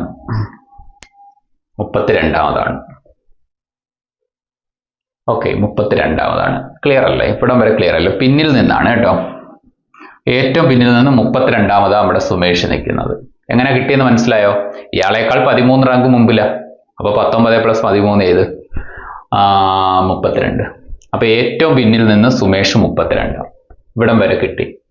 അപ്പൊ ഈ 2 സെന്റൻസ് നമ്മൾ വായിച്ചു കളഞ്ഞു. ഇനി ഇങ്ങോട്ടൊന്ന് വായിക്കുക വേണ്ടേ. സുമേഷിനേക്കാൾ 5 റാങ്ക് പിന്നിലാണ് രാജേഷ്. സുമേഷിനേക്കാൾ 5 റാങ്ക് പിന്നിലാണ് രാജേഷ്. സുമേഷിനേക്കാൾ 5 റാങ്ക് പിന്നില എന്നുവെച്ചാൽ 32ൽ നിന്ന് 5 കുറയ്ക്ക്. 32ൽ നിന്ന് 5 കുറച്ച് 28. അപ്പൊ 28ാമതായിട്ടാണ് നമ്മുടെ രാജേഷ് നിൽക്കുന്നത്. രാജേഷ്. ഓക്കെ, അപ്പം ഇതിനേക്കാൾ 5 റാങ്ക് പിന്നിലാ രാജേഷ് നിൽക്കുന്നത്. ഇയാളേക്കാൾ 5 റാങ്ക് പിന്നിലാ രാജേഷ് നിൽക്കുന്നത്. ക്ലിയർ അല്ലേ? ഇയാളെക്കാൾ 5 റാങ്ക് പിന്നിലാ രാജേഷ് നിൽക്കുന്നത്. എന്ന് വെച്ചാൽ ഇയാള് പിന്നിൽ നിന്ന് 28ാമത്തെ ആളാണ്. 32ൽ നിന്ന് 5 കുറച്ച് 28 അല്ലേ? 32ൽ നിന്ന് 5 കുറച്ച് 28 തന്നെ ആണോ? കുറയ്ക്ക്. 32ൽ നിന്ന് 2 ആയ 30, പിന്നെ 3 ആണ് 27 കേട്ടോ. 27 5 അല്ലേ 32. ഓക്കെ, അപ്പൊ രമേഷിനേക്കാൾ 5 റാങ്ക്, സുമേഷിനേക്കാൾ 5 റാങ്കുകൾ പിന്നിലാണ് രാജേഷ്. സുമേഷിനേക്കാൾ 5 റാങ്കുകൾ പിന്നിലാണ് രാജേഷ്. സുമേഷ് 32ആണ്, അതിൽ നിന്ന് 5 കുറച്ച് 27. 27ാമതാണ് രാജേഷ്. എന്നുവെച്ചാൽ പിന്നിൽ നിന്നുള്ള കഥയിൽ ഇയാൾ 27ാമതാണ് രാജേഷ്. പിന്നിൽ നിന്നുള്ള കഥയിൽ. അപ്പൊ പിന്നിൽ നിന്ന് എല്ലാവരുടെയും നമ്പർ ഇപ്പൊ നമുക്ക് ഉണ്ട്, കയ്യിലുണ്ട്. അത് അവിടെ ഇരിക്കട്ടെ, ബാക്കി കഥയായിട്ട് നമുക്ക് മുമ്പോട്ട് പോവാം. ഇവിടം വരെ നമ്മൾ നോക്കിക്കഴിഞ്ഞ്. രാജേഷിനേക്കാൾ 8 റാങ്കും രാജേഷ് എന്ത് ചെയ്യാള് സുമേഷിനേക്കാൾ 3 റാങ്കും മുന്നിലാണ് ആര്യ. സുമേഷിനേക്കാൾ 3 റാങ്ക് മുന്നിലാണ് ആര്യ. ഇയാളെക്കാൾ 8 റാങ്ക് ആണല്ലോ, കാരണം ഇവിടെ ഒരു 5 റാങ്ക് മുന്നിലാണ് ഇയാൾ ഇരിക്കുന്നത്. പിന്നെ ഒരു 3 റാങ്ക് മുന്നിലാണ് ആര്യ എന്നാ പറഞ്ഞേക്കുന്നത്. സുമേഷിനേക്കാൾ 3 റാങ്ക് മുന്നിലാണ് ആര്യ. ശ്രദ്ധിക്കേ, സുമേഷിനേക്കാൾ 3 റാങ്ക് മുന്നിലാണ് ആര്യ. അപ്പൊ സുമേഷിനേക്കാൾ 3 റാങ്ക് മുന്നിൽ എന്ന് പറയുമ്പം ബാക്കിൽ നിന്ന് എണ്ണാൻ നേരത്ത് ആര്യ എത്രാമത് വരും? 32 3 35ാമത് വരും. ബാക്കിൽ നിന്ന് എണ്ണാൻ നേരത്ത് ആര്യ 35ാമത് വരും. അപ്പൊ ബാക്കിൽ നിന്ന് എണ്ണാൻ നേരത്ത് ആര്യ 35ാമത് വരും. 3 റാങ്ക് മുന്നില, സുമേഷിനേക്കാൾ 3 റാങ്ക് മുമ്പില. അപ്പൊ നമുക്ക് ഇത്രയും കാര്യത്തിൽ ക്ലാരിറ്റി ഉണ്ട്. ആര്യ മുതൽ അങ്ങോട്ട് മൊത്തത്തിൽ 35 പേരുണ്ടെന്ന് ക്ലാരിറ്റി ഉണ്ട്. ഓക്കെ, ഇനി ലാസ്റ്റ് മുന്നിൽ നിന്ന് 39ാം സ്ഥാനത്താണ് ആര്യ. മുന്നിൽ നിന്ന് ഇതേവരെ നമുക്ക് മുന്നിൽ നിന്ന് ഒരു സ്ഥാനം കിട്ടിയില്ലായിരുന്നു. അപ്പൊ മുന്നിൽ നിന്ന് 39ാമത് ആര്യ. എന്നുവെച്ചാൽ ആര്യക്ക് മുന്നിൽ അപ്പൊ എത്ര പേര് കാണണം? ആര്യക്ക് മുന്നിൽ 38 പേര് കാണത്തില്ലേ? ചിന്തിച്ചു നോക്ക്. മുന്നിൽ നിന്ന് 39ാമത്തെ ആളാ ആര്യ. മുന്നിൽ നിന്ന് 38 പേര് അപ്പൊ മുന്നിൽ ഉണ്ടായിട്ടല്ലേ അയാൾ 39ാമതായത്. ഓക്കെ അല്ലേ? മുന്നിൽ നിന്ന് 39ാമത്തെ ആളാണ് ആര്യമെങ്കിൽ അയാളുടെ തൊട്ട് മുമ്പിൽ നിൽക്കുന്ന ആള് മുന്നിൽ നിന്ന് 38ാമത്തെ ആളല്ലേ? അപ്പൊ അയാളുടെ തൊട്ട് മുമ്പിൽ 38 പേരുണ്ട്. ഇനി നിങ്ങൾ നോക്കി, ഈ വരിയിലുള്ള ലിസ്റ്റ് നിങ്ങൾക്ക് കിട്ടിയില്ലേ? ടോട്ടൽ ആകെ എത്ര പേരുണ്ടെന്നാ ടോട്ടൽ കിട്ടിയില്ലേ? അതായത് ആര്യക്ക് മുന്നിൽ 38 പേരുണ്ട്, പ്ലസ് ആര്യ യഥാർത്ഥത്തിൽ പിന്നിൽ നിന്ന് 35ാമതാണ്. എന്ന് വെച്ചാൽ ആര്യ തൊട്ട് ബാക്കിലോട്ട് മൊത്തത്തിൽ 35 പേരുണ്ട്. ആര്യക്ക് മുമ്പ് 38 പേര്, ആര്യ തൊട്ട് ബാക്കിലോട്ട് 35 പേര്. അങ്ങനെയാണെങ്കിൽ നിങ്ങൾക്ക് ഇത് രണ്ടും കൂടെ കൂട്ടിയാൽ പോരെ, ടോട്ടൽ കിട്ടത്തില്ലേ? ഓക്കെ, ആര്യക്ക് മുന്നിൽ 38 പേര്, ആര്യ തൊട്ട് ബാക്കിലോട്ട് 35 പേര്. അങ്ങനെയാണെങ്കിൽ ഇത് ആഡ് ചെയ്ത് 8 5 13 1 3 3 6 1 7 73 പേരുണ്ട്. ഓപ്ഷൻ ഡി 73 പേര്. ക്ലിയർ അല്ലേ? നമ്മുടെ അവസാന ചോദ്യത്തിലേക്ക് കടക്കുവാണ്. ബ്ലഡ് റിലേഷൻ്റെ ഒരു ക്വസ്റ്റ്യൻ. രാജു രാമന്റെ അച്ഛന്റെ സഹോദരിയുടെ മകനാണ്. വിക്രം രാധയുടെ മകനാണ്. രാധ അരുണിന്റെ അമ്മയും രാമിന്റെ മുത്തശ്ശിയുമാണ്. കേശു പ്രിയയുടെ അച്ഛനാണ്. കേശു രാജുവിന്റെ മുത്തച്ഛനുമാണ്. രാധ കേശുവിന്റെ ഭാര്യയാണ്. രാജു രാധയുമായി എങ്ങനെ ബന്ധപ്പെട്ടിരിക്കുന്നു? രാജുവും രാധയും തമ്മിലുള്ള ബന്ധം നമുക്ക് കണ്ടുപിടിക്കേണ്ടത്. രാജുവും രാധയും തമ്മിലുള്ള ബന്ധം കേട്ടോ, അത് ഓർത്ത് വെച്ചേക്കുക. ഇനി നമുക്ക് തുടരാം. രാജുവും രാധയുമായിട്ടുള്ള ബന്ധമാണ് കണ്ടുപിടിക്കേണ്ടത്. പതുക്കെ നോക്കാം. രാജു രാമിന്റെ അച്ഛന്റെ സഹോദരിയുടെ മകനാണ്. രാമിന്റെ അച്ഛൻ. അപ്പൊ റാം വരട്ടെ. ആ റാമിനൊരു അച്ഛൻ വരട്ടെ. റാമിന്റെ ഫാദർ. ആ ഫാദറിന് ഒരു സഹോദരി വരട്ടെ. രാമിന്റെ അച്ഛന്റെ സഹോദരി. ആ അച്ഛനൊരു സഹോദരി വരട്ടെ, സിസ്റ്റർ. Okay, sister.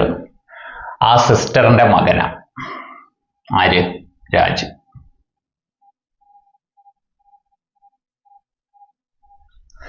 രാമിന്റെ അച്ഛന്റെ സഹോദരിയുടെ മകനാണ് രാജു. ഓക്കെ, ഇത്രയും കിട്ടി. ഫസ്റ്റ് സെന്റൻസ് നമ്മൾ വെട്ടി. ഇനി അതിനെക്കുറിച്ച് നമ്മൾ ആലോചിക്കുക വേണ്ട. വിക്രം രാധയുടെ മകനാണ്. ഇതിനകത്ത് രാധയോ വിക്രം ഒന്നും വരാത്തോണ്ട് തൽക്കാലം അത് വെട്ടാം, അത് നമ്മൾ എടുക്കണ്ട. രാധ അരുണിന്റെ അമ്മയും രാമിന്റെ മുത്തശ്ശിയുമാണ്. രാമിന്റെ മുത്തശ്ശി എന്ന് പറയപ്പം രാധ അരുണിന്റെ അമ്മയും രാധ അരുണിന്റെ അമ്മയും രാമിന്റെ മുത്തശ്ശിയാ. രാമിന്റെ മുത്തശ്ശി എന്ന് പറഞ്ഞാൽ അച്ഛന്റെ അമ്മ വരാനുള്ള സാധ്യതയുണ്ട് കേട്ടോ. അച്ഛന്റെ അമ്മ വരാനുള്ള സാധ്യതയുണ്ട്. അപ്പൊ രാധ അരുണിന്റെ അമ്മയും രാമിന്റെ മുത്തശ്ശിയാ. അപ്പൊ രാമിന്റെ അച്ഛന്റെ അമ്മ, അതാണ് രാധ. ഓക്കെ, ഇതാണ് രാധ. സാധ്യതയാ, കാരണം മുത്തശ്ശി എന്ന് പറയപ്പം അച്ഛന്റെ അമ്മ വരാം, ചിലപ്പോൾ അമ്മയുടെ അമ്മയും വരാൻ സാധ്യതയുണ്ട്. അപ്പൊ ഞാൻ പക്ഷെ ഇങ്ങനെ അങ്ങനെ എഴുതുവാണ്. പിന്നെ ഒന്ന് ആലോചിച്ച് നോക്ക്. ഇപ്പൊ നമ്മുടെ മുമ്പിൽ രാധയും വന്നിട്ടുണ്ട്, രാജുവും വന്നിട്ടുണ്ട്. രാധയും രാജുവും നോക്ക്, ഇവര് സഹോദരങ്ങളാണ്. അപ്പൊ ഈ സിസ്റ്ററിന്റെയും കൂടെ അമ്മയാവും രാധ. അപ്പൊ രാധയുടെ മോളുടെ മോനാ ഇത്, കൊച്ചുമോൻ. ചെറുമകൻ എന്ന് പറയുന്ന ഒരു ഓപ്ഷൻ ഉണ്ട് കേട്ടോ. അപ്പൊ അതിനൊരു സാധ്യതയുണ്ട്. ചെറുമകൻ എന്ന് പറയുന്ന ഒരു ഓപ്ഷൻ ഉണ്ട്, സാധ്യതയുണ്ട്. നമുക്കൊന്ന് മുമ്പോട്ട് പോയി നോക്കാം. മുമ്പോട്ട് പോയി നോക്കാം, എന്തെങ്കിലും വ്യത്യാസം ഉണ്ടോ. എന്തായാലും ചെറുമകൻ ആ ഒരു റിലേഷനെ വരത്തുള്ളൂ. നിങ്ങളൊന്ന് ആലോചിച്ച് നോക്ക്. ചെറുമകൻ എന്തായാലും മക്കളുടെ രീതിയിലോട്ടേ പോകത്തുള്ളൂ കേട്ടോ. ഇപ്പൊ വേറൊന്നും വരത്തില്ല. അത് തന്നെ ഓപ്ഷൻ സി അവിടെ വെച്ച് കറപ്പിക്കാം. അതായത് 2 തലമുറയ്ക്ക് അപ്പുറത്തേക്കുന്ന ഇതിനകത്ത് വേറെ ആരെങ്കിലും ഉണ്ടോ? അനന്തരവൻ എന്ന് പറഞ്ഞാൽ 2 തലമുറയിലല്ലോ, അടുത്ത നെക്സ്റ്റ് ജനറേഷനിൽ പെടുന്ന ആളാ. മകൻ തൊട്ട് താഴത്തെ ആളാ. ചെറുമകനാ 2 തലമുറയ്ക്ക് താഴെ പോകുന്ന ആള്. ഇനി ഏതൊക്കെ റിലേഷനിൽ പോയാലും 2 തലമുറയ്ക്ക് താഴെ പോകുന്ന ഇവര് കസിൻസാ. ഇനി ഇവരുടെ മുത്തശ്ശിയല്ലേ, ഇയാളുടെ മുത്തശ്ശിയാണ് ഇതെങ്കിൽ ഇനി കസിൻസ് ആണല്ലോ. അപ്പൊ ഇദ്ദേഹത്തിന്റെ മുത്തശ്ശി തന്നെ ആയിരിക്കും. അത് ഏത് രീതിയിൽ നോക്കിയാലും മുത്തശ്ശി തന്നെ ആയിരിക്കും. ഓക്കെ, എന്നുവെച്ചാൽ 2 തലമുറ ഡിഫറൻസ്. മരുമകൻ എന്ന് പറഞ്ഞാലും നെക്സ്റ്റ് ജനറേഷൻ അല്ലേ. അപ്പൊ ഇതിന് താഴോട്ട് വായിക്കേണ്ട ആവശ്യമില്ല. എന്നാലും നമുക്കൊന്ന് വായിച്ചു നോക്കാം. ഈ ക്വസ്റ്റ്യൻ എന്തായാലും തന്നെയല്ലേ. നമ്മൾ ഓപ്ഷൻ സി കറുപ്പിച്ചിട്ട് മുമ്പോട്ട് പോകും. എന്തെങ്കിലും അപകടം ഉണ്ടോ നോക്കണമല്ലോ. നോക്കാം. രാധ അരുണിന്റെ അമ്മയാണേ. രാമിന്റെ മുത്തശ്ശിയുമാണ്. ഇപ്പൊ രാധ രാമന്റെ മുത്തശ്ശിയാണ്. അരുണിനെ കുറിച്ച് നമുക്ക് കിട്ടാത്തതുകൊണ്ട് നമ്മൾ അരുണിനെ എഴുതുന്നില്ല. കേശു പ്രിയയുടെ അച്ഛനാണ്. തൽക്കാലം അവിടെ നിൽക്കട്ടെ. കേശു രാജുവിന്റെ മുത്തച്ഛനാണ്.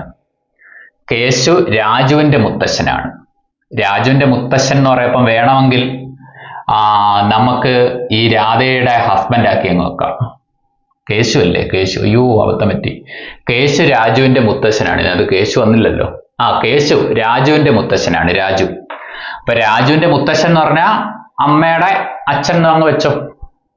അപ്പം ഈ രാധയ്ക്ക് ഒരു ഹസ്ബൻഡിനെ കൊടുക്കാം, കേശു. അപ്പൊ രാധ കേശു ഭാര്യ ഭർത്താക്കന്മാർ. അവരുടെ മക്കളാണ് ഈ രാമിന്റെ ഫാദറും സിസ്റ്ററും. ഓക്കെ, ഇത്രയൊക്കെ നമുക്ക് കിട്ടി. ഇനി അടുത്ത രാധ കേശുവിന്റെ ഭാര്യയാണ്. ഓക്കെ, രാധ കേശുവിന്റെ ഭാര്യയാണ്. ക്ലിയർ ആണേ. ഇത്രയൊക്കെ ക്ലിയർ ആയി, എല്ലാം ആയി കഴിഞ്ഞ്. ഇനി കുറച്ച് ആൾക്കാരെ വരാനുള്ളത്, അരുണും അവരെയൊക്കെ വരാനുണ്ട്. നമുക്ക് ചുമ്മാ നമുക്ക് ഉത്തരം കിട്ടിക്കഴിഞ്ഞ് ഇനി നോ ഡൗട്ട് നിങ്ങൾക്ക് ഈ ചെറുമകൻ കറുപ്പിച്ചിട്ട് അതെപ്പോഴേ നമുക്ക് കിട്ടി, രണ്ടാമത്തെ സെൻസ് വായിച്ചപ്പോൾ തന്നെ കിട്ടി. എന്നാലും ഇതിനകത്ത് അരുണിനെയൊക്കെ ഒന്ന് കണ്ടുപിടിച്ചിട്ട് നമുക്ക് നിർത്താം. ഓക്കെ, രാധ അരുണിന്റെ അമ്മയും രാമിന്റെ മുത്തശ്ശിയുമാണ്. അരുണിന്റെ അമ്മ, അപ്പൊ അരുണ് എന്ന് പറയുന്നത് നമ്മുടെ രാമിന്റെ അച്ഛനാക്കാം. റാമിന്റെ അച്ഛൻ അരുണ്. അരുണിന്റെ അമ്മയാണ് രാധ എന്ന് കിട്ടി. അതാണ് രാധ അരുണിന്റെ അമ്മയും, അരുണിന്റെ അമ്മയാണ് രാധ. രാമിന്റെ മുത്തശ്ശിയുമാണ്, രാമിന്റെ മുത്തശ്ശിയുമാണ്. അപ്പൊ രാമിന്റെ അച്ഛന്റെ അമ്മ എന്ന് ആദ്യം തന്നെ കിട്ടിയായിരുന്നു. പോട്ടെ. അപ്പൊ രാധ അരുണിന്റെ അമ്മയും രാമിന്റെ മുത്തശ്ശിയാണ്. ഇത് നമ്മൾ ഫിനിഷ് ചെയ്ത് കഴിഞ്ഞു, ആ സെന്റൻസും പോയി. വിക്രം രാധയുടെ മകനാണ്. വിക്രം രാധയുടെ മകനാണ്. വിക്രം രാധയുടെ മകനാണ്. അപ്പം രാധയ്ക്ക് ഒരു മകനും കൂടെ വരട്ടെ, വിക്രം.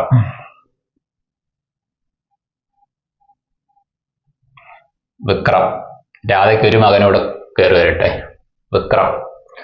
ഓക്കെ, വിക്രം രാധയുടെ മകനാണ്. അപ്പൊ അത് നമ്മൾ വെട്ടിക്കളഞ്ഞു. ഇനി അടുത്ത കേശു പ്രിയയുടെ അച്ഛനാണ്. കേശു, ഇവിടെ കേശു എന്ത് ചെയ്യും? പ്രിയയുടെ അച്ഛൻ. അപ്പൊ നിങ്ങൾ ആലോചിച്ച് നോക്ക്, ഈ കേശുവിന്റെ രാധയുടെ മക്കളാ വിക്രം, അരുൺ, സിസ്റ്റർ. ആ സിസ്റ്റർ ആണല്ലോ ഇനി വരാനുള്ളത്. അത് പ്രിയയാക്കാം നമുക്ക്, പ്രിയ. അപ്പം പ്രിയയുടെ അച്ഛനാ. കേശുവിന്റെയും രാധയുടെയും മക്കൾ നിരന്ന് നിൽക്കുവോ? ഇനി അടുത്തത് അതും നമുക്ക് കിട്ടിക്കഴിഞ്ഞു. കേശു രാജുവിന്റെ മുത്തച്ഛനുമാണ്. കേശു എന്ത് ചെയ്യും? കേശു രാജുവിന്റെ മുത്തച്ഛനുമാണ്. ഓക്കെ അല്ലേ? രാജുവിന്റെ അമ്മയുടെ അച്ഛൻ, മുത്തച്ഛനുമാണ്. അപ്പൊ അതും ഓക്കെ ആയി. രാധ കേശുവിന്റെ ഭാര്യയാണ്. രാധയും ഭാര്യ ഭർത്താക്കന്മാരാണ്. അതും ഓക്കെ ആയി. രാജു രാധയുമായിട്ട് എങ്ങനെ ബന്ധപ്പെട്ടിരിക്കുന്നു? രാജുവും രാധ എങ്ങനെ ബന്ധപ്പെട്ടിരിക്കുന്നു? ചെറുമകനല്ലേ? രാധയുടെ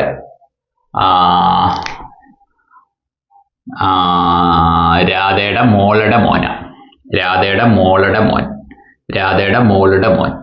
രാധയുടെ മോളുടെ മോൻ, ചെറുമകൻ. ഓക്കെ, ഓപ്ഷൻ സി ഉത്തരം. ഇത്രയുള്ളായിരുന്നു. അപ്പോൾ വീഡിയോ ഇവിടെ അവസാനിക്കുകയാണ്.